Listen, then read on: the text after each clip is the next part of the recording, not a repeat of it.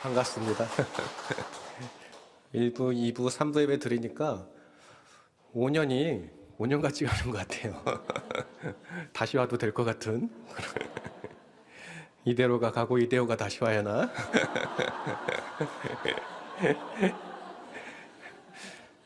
5년 만입니다. 4년 반 만이죠. 그동안 잘 지내셨습니까? 얼굴 보니까 저 때는 말도 안 듣더만 지금은 예배도 잘 드리고 찬양다 보니까 이 사람이 했던 사람이 열심히 찬양하고 있고 맞대는 안 겨냈는데 아무튼 다 열심히 하는 모습 보이니까 너무 참 좋고 좋습니다. 아무튼 저도 가끔 영상 예배 실시간 보는데 여러분 얼굴 보면서 이분 아직 잘 다니시네 하면서 감격할 때가 있습니다. 그동안 정말 여러분께서 많이 기도해 주시고 또 담임 목사님께서 많이 걱정해 주셔서 정말 하나님의 은혜 가운데 잘 지내왔습니다. 제 근황을 말씀드리자면 작년까지는 안산에 있는 교회에서 부목사를 4년 하다가 올해 들어서 저희 형제들이 있는 회사에 사목으로 이번에 어떻게 초청되었습니다. 제 형제가 몇 명이라고 했죠? 기억하십니까? 독수리 5형제입니다. 그 중에 여자 역할을 하는 넷째가 접니다. 그래서 곱상하게 생겼습니다. 그래서 형제들이 운영하는 회사에서 이번에 전도 목사, 사목사, 회사 목사로 초청되었습니다. 회사 직원이 한국인 또한 외국인 여러 나라 외국인에서 한 120명 정도 됩니다. 그래서 규모는 그렇게 많이 크진 않지만 복음을 전하고 받아야 할 사람이 많아서 이번에 그렇게 결정하게 된 것입니다. 제가 그곳에서 하는 일이 몇 가지 있는데 첫 번째는 외국인들이 좀 많습니다. 그래서 외국인 관리해야 하고 그들을 격려하는 일을 합니다. 외국인들 쉽지 않습니다. 한국에 사는 게 참 어렵습니다. 그 누구 도와준 사람 없고 집에서는 계속 돈 달라고 하고 여기서는 담배 한 모금 피우는 것도 힘들게 여깁니다. 근데 다 착해요. 하지만 외롭고 힘들기 때문에 또는 한국 사람들이 때론 뭐라고 버럭하면 상처를 받아요. 그래서 그들을 위로하고 격려하는 일들을 합니다. 두 번째는 직원들 간의 회복과 또한 상담을 합니다. 직장 생활해서 알지만 정말 별의별 사람이 많지 않습니까? 그래서 같이 화목하게 일하는 게 참 쉽지 않습니다. 그래서 제가 그들과 함께 위로하고 또 격려하고 또 그들의 마음을 회복시키는 일, 또한 상담하는 일을 하고 있습니다. 또 객지로 많이 떨어져 있는 분들이 많기 때문에 가족과 멀리 떨어져서 일하고 있는 분들 많기 때문에 그들을 잘 위로합니다. 셋째는 이제 신앙 지도합니다. 기독교인들도 있고 또 이슬람교인들도 있고 여러 종교가 모여서 있는데 그들의 나름대로의 신앙을 다 지도하고 있고 그 안에서 전도를 하고 있습니다. 이전에는 교회 중심의 삶을 살면서 우리 성도님들 바라보면서 힘내십시오, 화이팅 하십시오, 잘하고 있습니다 그렇게 격려했다면 이제는 세상의 중심에 딱 서가지고 복음을 전하려고 하니까 왜 이렇게 힘든지 참 어렵더라고요. 그래서 이 바쁜 세상의 일들을 다 마치고 새벽 예배로 또는 주일 예배로 수요 금요 예배로 구역 예배로 드리는 여러분들을 보면 이런 말로 여러분 칭찬하고 싶습니다. 한 주 동안 정말 수고하셨습니다. 참으로 대단한 삶을 사셨습니다. 옆에 사람에게 함께 격려해 볼까요? 시작. 한 주 동안 정말 수고하셨습니다. 참으로 대단한 삶을 사셨습니다. 그런 것 같지 않습니까? 이 사람들과 자연스럽게 만남을 갖고 또한 자연스럽게 부담을 주지 않는 선에서 복음을 전하는 것이 참 어렵습니다. 그래도 감사한 것은 그 중에서 저와 마음을 같이 하는 성도들이 5명 정도가 있습니다. 가족까지 하면 한 10대면 되겠죠. 어떻게 보면 120에 10명밖에 안 되는 소수지만 저에게는 정말 대단한 사람들입니다. 그래서 그분들과 함께 기도하면서 회사의 복음화를 위해서 잘 준비하고 있습니다. 잘 준비한다는 말은 아직 제대로 된 공간에서 모임을 갖지 못하고 있다는 것이죠. 다행히도 기존에 사용했던 건물을 다 무너뜨리고 그곳에 3층짜리 건물을 짓는데 그 한 곳에 예배당을 예쁘게 지어서 그곳에서 함께 예배를 드리려고 합니다. 앞으로 3년 정도는 회사에서 예배를 드리고 많이 전도해가지고 좋은 부지 사서 예배 처소를 잘 짓고 많은 선한 사역을 하려고 합니다. 여러분, 어느 정도 자리가 잡히면 제가 콜할게요. 오시면 제가 맛있는 거 엄청 배 터지게 대접해 드릴 테니까 꼭 오시길 바랍니다. 특별히 오늘 찬양단 항상 보지만 끝내줍니다. 탐이 나요. 예. 특별히 찬양단을 모셔가지고 120명의 그 가족도 있는 데서 뜨거운 찬양 집회 했으면 좋겠다, 그런 소망이 있습니다. 토요일 시간 되겠죠? 그동안에 더 성령 충만한 우리 샬롬 찬양단이 되기를 축복합니다. 오늘 주일인데 어떻게 천안에서 이 먼 곳, 정말 멀긴 하더라고요, 광주까지 내려왔냐? 제가 사실 하나님의 부르심 받고 주일을 한 지가 올해 22년입니다. 꽤 됐죠? 목사로 사역한 지는 15년입니다. 그동안 하루도 쉬지 않고 열심히 달려왔습니다. 그래서 올해는 회사 사역도 있고 해서 안식년을 가지고 있습니다. 물론 누가 돈 주지는 않습니다. 가족이 약간 도와주고 그런 건 있지만, 그래서 안식년을 가지면서 그동안 사역하면서 돌보지 못했던 제 친한 동역자들, 사랑하는 동역자들, 동기들, 그 교회 가서 말씀을 전하고 또 세미나를 진행하고 있습니다. 더불어 그동안 제가 사역했던 교회가 여러 군데 있을 때잖아요. 그 교회 가서 목사님께 인사드리고 성도들께 인사드리고 같이 예배를 드리고 있습니다. 그러다가 오늘 이렇게 생각지도 않게 정말 많은 은혜를 받았던 광주 소속교회까지 와서 여러분을 뵙게 되네요. 참 감사한 일이죠? 반갑죠? 하반기에는 좀 바빠질 것 같아요. 여러분, 그래서 더욱 많이 기도해 주실 텐데, 하반기에는 이제 교회 건물을 짓고 여러 가지 사역을 해야 하기 때문에 정말 바빠질 것 같습니다. 여러분, 기도해 주시되 특별히 제가 지혜롭고 현명하게 잘 사역할 수 있도록 기도로 격려해 주시면 참으로 감사드리겠습니다. 오늘 본문 23편은 여러분 너무도 잘 아는 시편이죠. 눈 감고도 여러분 다 암송하시죠? 그렇죠. 찬양도 많이 하잖아요. 그렇죠. 여호와는 나의 목자시니 많이 하잖아요. 여러분, 그만큼 이 시편 23편은 우리에게서 참으로 소중하고 귀한 말씀입니다. 무엇보다 시편 23편은 우리에게 평안을 주는 대표적인 시라고 할 수가 있죠. 그래서일까요?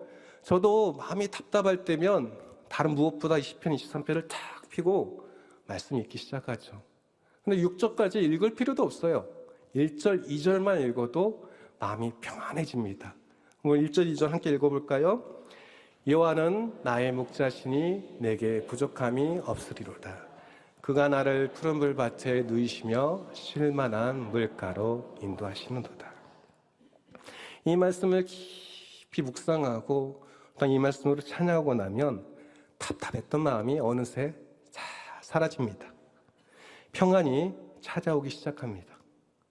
왜냐하면 이 말씀에 나온 것처럼 참으로 나 자신을 볼 때면 부족하고 너무 연약하고 어떨 때는 하나님 앞에 정말 부끄러운 존재이고, 그렇기 때문에 이런 못난 양도 어떻게 푸른 불밭 또한 쉴만한 물가로 인도해 주시는지 그 생각만 하면 감사가 들기 때문입니다.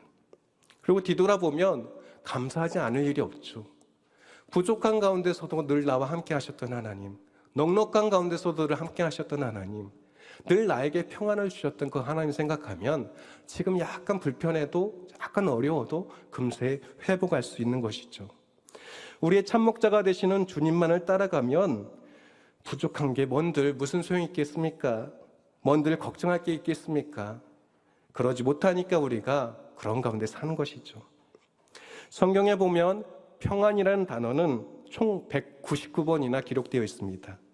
반면에 편안이라는 단어는 몇 번 기록되어 있을까요? 성경 퀴즈? 제 성이 뭐죠? 2번 기록되어 있습니다. 무엇을 말합니까? 하나님께서 우리에게 바라시는 삶은 편안한 삶이 아니라 바로 평안한 삶이라는 것입니다.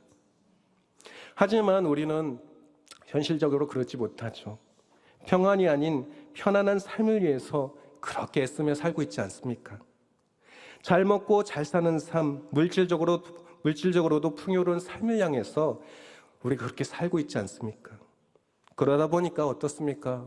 내 신앙도 어느새 약해지고, 나의 자녀들 신앙도 어느새 약해지고, 우리 가족의 신앙도 어느새 약해지고, 우리 구역의 신앙도 점점 약해져 있지 않습니까? 사랑하는 성도 여러분, 편안한 삶 물론 중요합니다. 한 번 사는 인생 편안하게 살다 가는 것 좋죠. 하지만 우리는 이 땅에서의 편안한 삶이 끝이 아니지 않습니까? 이 땅과 더불어 영혼까지 이어지는 삶의 평안을 위해서 오늘 하루를 살아갈 수 있는 저와 여러분 되시기를 간절히 소망합니다. 그러면 어떻게 해야 평안한 삶을 사느냐? 오늘 말씀 제목이 뭐죠? 불편한 평안.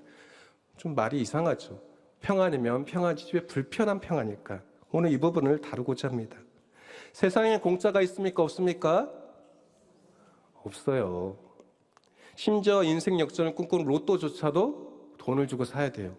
명당장제를 찾아서 여기저기 차 타고 돌아다녀야 돼요. 6자리 번호도 신중을 기해서 작성을 해야 돼요. 물론 자동도 있지만 꿈도 잘 꿔야 돼요. 조상이 불러주는 꿈을 잘 받아줘. 하나라도 틀리면 안 돼요. 장난이지만 이렇게 세상도 공짜가 없다는 거죠. 하물며 인생의 궁극적인 목표인 평안이 공짜일 리가 있겠습니까?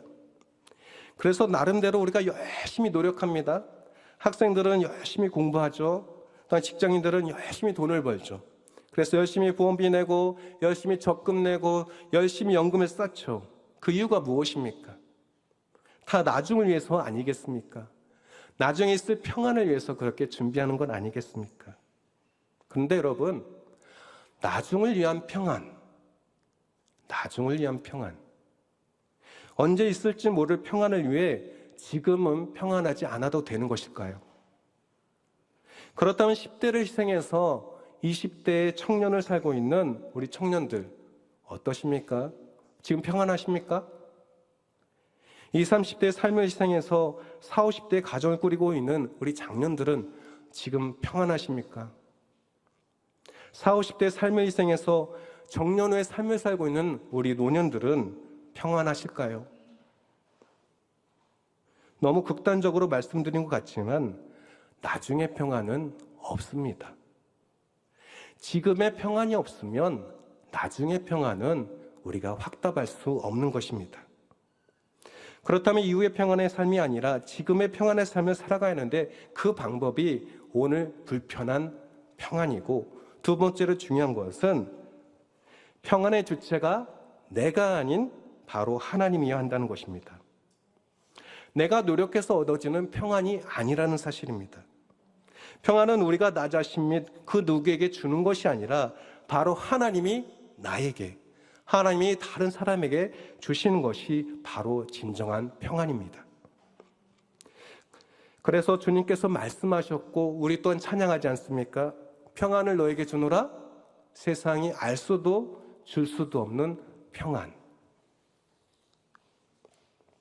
다윗은 시편 23편을 기록할 때 전혀 부족함이 없는 상태에 있는 자신의 삶을 기뻐하며 감사하며 이 시편 23편을 지었을까요? 아닙니다. 이스라엘 나라가 그렇게 쉽지 않은 나라입니다. 그런 나라의 왕이 지어서 자신의 삶을 돌아보니까 자신의 힘과 능력과 운으로는 절대 불가능하다는 것을 깨닫게 된 것입니다. 다 하나님께서 때마다 자신에게 주신 평안함 때문에 자신의 지금 자리에 있을 수 있게 되었다며 진정으로 감사로 고백하고 있는 것입니다. 1절, 2절 말씀 다시 한번 읽어보겠습니다. 한 목소리로. 여호와는 나의 목자시니 내게 부족함이 없으리로다.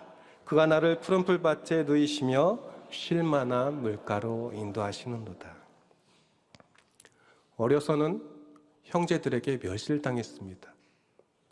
하나님의 은혜로 거인 골리앗을 물리쳤지만, 그래서 사울 왕의 사위가 되었지만 어떻게 됩니까? 오히려 원수가 되어서 여기저기 쫓겨다닙니다. 심지어 가지 말아야 할 원수의 나라에까지 가서 생명을 구걸합니다. 사울 왕이 죽고 나서 이스라엘의 왕이 되었지만 이후에 자신의 아들로부터 또 쫓김을 당하게 됩니다. 여기만 보더라도 부족함이 없다는 말, 푸른 풀과 신만한 물가, 정말 맞지 않는 말입니다. 그런데도 다윗은 왜 이런 고백을 오늘 하고 있는 것일까요? 그 이유는 삶의 현실은 늘 불편하고 불만족스러웠지만 그 안에서도 다윗은 하나님의 존재성을 인식했기 때문입니다. 이것이 바로 중요합니다. 많은 재물이 있어 세상 사람들이 부러워해도, 세상 사람들이 우러러보는 높은 위치에 있을지라도 하나님이 없는 평안은 평안이 아닙니다. 반면 내가 가진 소유와 상관없이, 내가 누리는 환경과 상관없이 하나님이 늘 나와 함께 하신다는 사실을 확신하여 산다면 그 안에서 진정한 평안을 누릴 수 있게 되는 것입니다. 그런데 이 말씀이 현재 내 삶과 너무 멀리 있는 것 같지는 않습니까? 오늘 여러분이 가까운 교회도 아니고 주차하기도 힘들고 이런 불편함을 감수하면서까지 멀리서 차를 타고 오는 이유가 무엇일까요? 한 번의 예배만 드려도 충분한데 굳이 힘들고 불편하게 교사로, 찬양대로, 또한 방송부로, 각종 예배 봉사자로, 또한 식당 섬김으로 섬기는 이유가 무엇일까요? 누가 알아줘서 그럽니까? 누가 시켰습니까? 아니면 어떤 큰 상급이 준비되어 있습니까? 여러분, 아니지 않습니까? 또한 이 무덥고 습한 날에 저 먼 나라 인도네시아까지 선교로 가는 이유가 무엇일까요? 수개월 동안 준비하면서 굳이 왜 가까운 데도 아닌 저 먼 곳으로 갈까요? 왜 이렇게 불편함을 감수하면서까지 그러한 일들을 하는 것일까요? 이유는 힘들지만, 참으로 불편하지만 그것을 넘어서는 평안, 하나님이 주시는 놀라운 평안함 때문에 그런 것 아니겠습니까? 여러분, 그런 가운데 섬기고 계시죠? 그러므로 현실은 실만한 물가도 아닐 수도 있습니다. 푸른 초장이 아닐 수도 있습니다. 심지어 불편한 삶의 자리일 수도 있습니다. 그러나 그것이 전혀 문제가 되지 않습니다. 주님이 함께하는 이 시간, 곧 나의 평안의 시간인 줄로 믿으시길 바랍니다. 3절 4절 말씀 함께 읽겠습니다.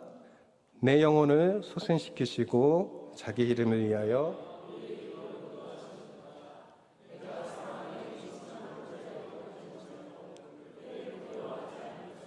주께서 나와 함께 하십니다.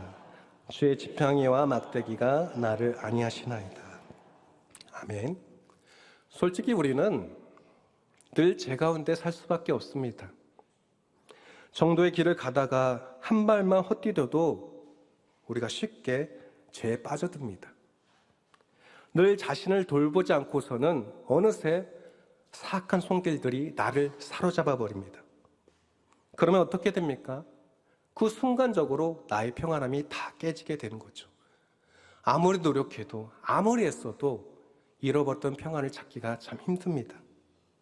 다윗이 그러하지 않았습니까? 밧세바를 범하고 나서 모든 것이 달라졌습니다. 아니, 나라의 왕임이 똑같습니다. 그리고 나라 강성함도 똑같습니다. 그런데 그 자신에게는 평안이 없었습니다. 불편하지만 평생 하나님의 뜻을 버리지 않겠다고 노력한 그였습니다. 자신은 절대 죄를 짓지 않겠다고 애쓰고 애썼던 그런 다윗이었습니다. 그런데 예상치 못한 자신의 나약함, 자신의 죄악됨을 보면서 그저 침상에서 매일매일 울을 수밖에 없었습니다. 주님, 잘못했습니다. 주님, 용서해 주시옵소서. 제가 이럴 줄은 몰랐습니다. 제가 거룩함에서 벗어날 줄은 몰랐습니다. 용서해 주시옵소서. 때가 되면 하나님께서 그런 그를 소생시켜 주셨습니다. 그리고 의의 길로 인도하셨습니다. 결국 다윗은 진정한 평안이 어디로부터 오는지를 확실하게 인식한 것입니다. 제 가운데 있었던 다윗도 이러한데 하물며 한 채 잘못이 없었던 욥은 어떨까요? 그는 그 누구보다 하나님 앞에서 정결한 삶을 살았던 대표적인 인물입니다. 욥기 1장 1절에서 그에 대해 이렇게 말하죠. 그 사람은 온전하고 정직하여 하나님을 경외하며 악에서 떠난 자. 이 말의 뜻은 무엇일까요, 여러분? 정말 대단한 사람 끝? 아니죠. 참으로 불편한 삶을 사는 욥이었다는 것입니다. 그의 불편한 삶이 어느 정도냐면 생일 잔치를 한 뒤에는 여러분 성결하기 위해서 그 수대로 번제를 드렸다고 합니다. 혹시나 이 잔치 때 하나님께 죄를 범하지 않았나 걱정되어서 그렇게 한 것입니다. 이게 한두 번도 아니고 할 때마다 평생 그렇게 했다는 거죠. 그의 삶이 얼마나 대단한지 우리는 짐작할 수 있죠. 여러분 같으면 이런 불편한 삶을 살 수 있겠습니까? 여러분 정결하기 위해서, 여러분 자녀들 정결시키기 위해서 이렇게 할 수가 있겠습니까? 과연 이러한 삶을 살고 있는 신앙인이 오늘날 과연 몇 명이나 될까요? 저도 안 됩니다. 이러했던 그에게 이후에 수많은 고난이 옵니다. 불편함이 찾아옵니다. 그런데 욥은 하나님에 대한 마음이 변하지 않습니다. 결국 하나님은 욥에게 평안으로 응답하셨습니다. 욥은 더 큰 축복 가운데 참된 평안을 누릴 수 있게 된 것입니다. 사랑하는 성도 여러분, 불편하다고 해서 바른 신앙의 삶을 포기하지 않기를 바랍니다. 열심히 믿는 중에 조금 힘들다고 해서 그 길을 벗어나시지 말길 바랍니다. 여러분, 사람들과 함께 식사하는 자리에서 이렇게 식사기도 합니까? 어떤 친구는 이렇게 기도하더라고요. 우리 회사에 믿음이 좋은 우리 청년이 있었는데 이렇게 기도하더라고요. 깜짝 놀랐어요. 저도 창피했어요. 그러면 이렇게 기도해요. 보통 이렇게 기도하기도 하죠. 보통 몇 초 합니까? 3초면 끝이죠? 감사히 잘 먹겠습니다. 사람들 앞에서 식사기도 하는 것조차 불편합니다. 사람들과 술 한잔하는 거, 사람과 모여서 담배 피지 않는 거 참 불편합니다. 사람들 앞에서 어떤 다투기도 할 때 욕하지 않는 거, 어떤 주먹 한번 나가려고 하다가 다시 집어넣는 거, 참 내 성격 같아서는 하면서 내가 교회 다니니까 이런다 그런 말 하잖아요. 불편합니다. 세상 사람들 앞에서 내가 교회를 다니고 있다 드러내는 거 불편합니다. 목사님 저도 마찬가지예요.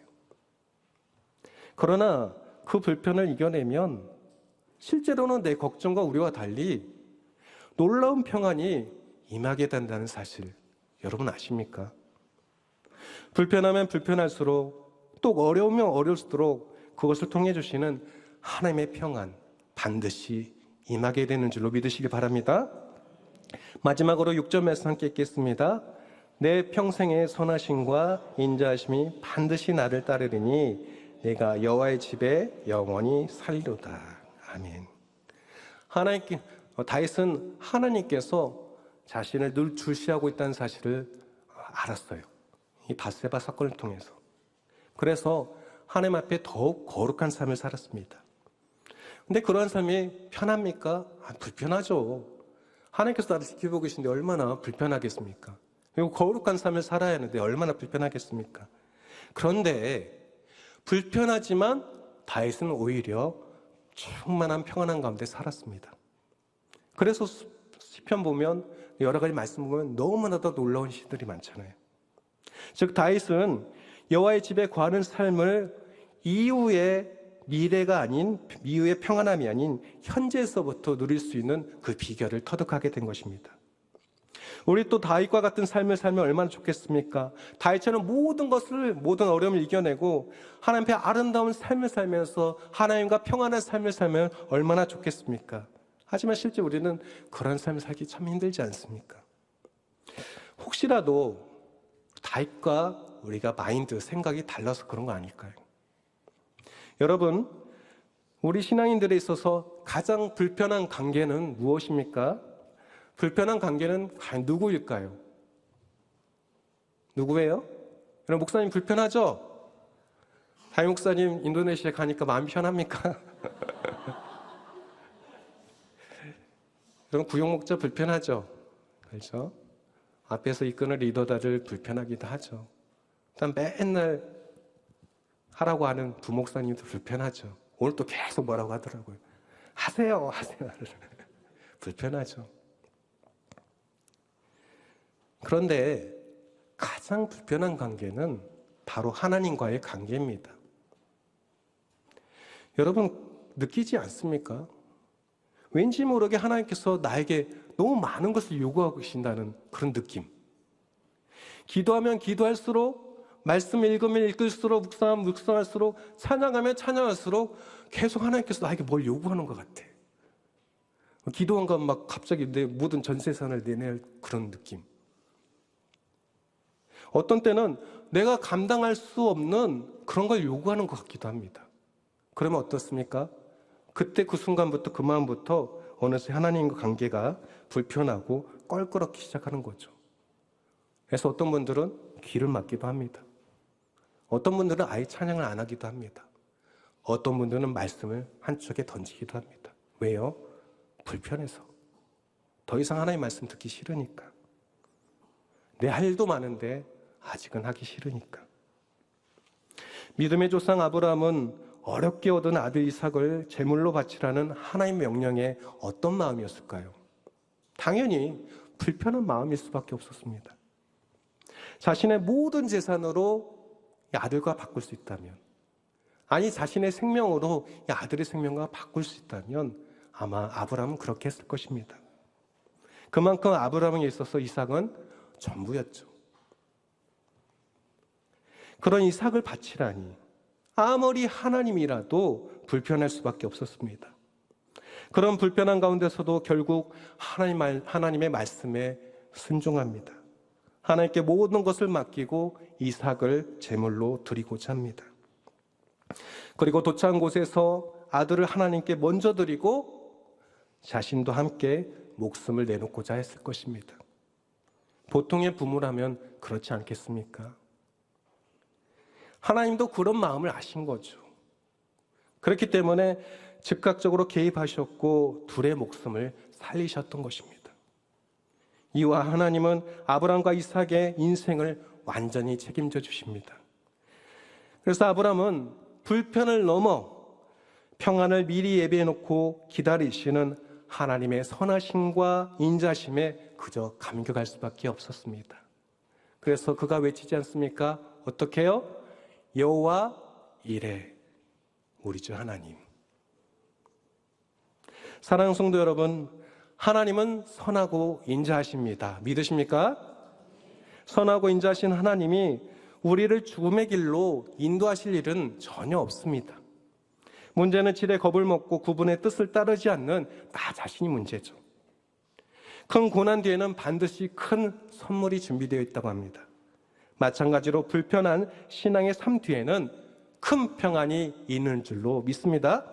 이 사실을 반드시 믿고 하나님께서 원하시는 평안의 삶을 살기 위해서 조금 불편하더라도, 아니 때론 많이 불편하더라도 바른 신앙인의 삶을 향해 한 걸음씩 내디딜 수 있는 저와 여러분 모두가 되시기를 주님의 이름으로 축복합니다.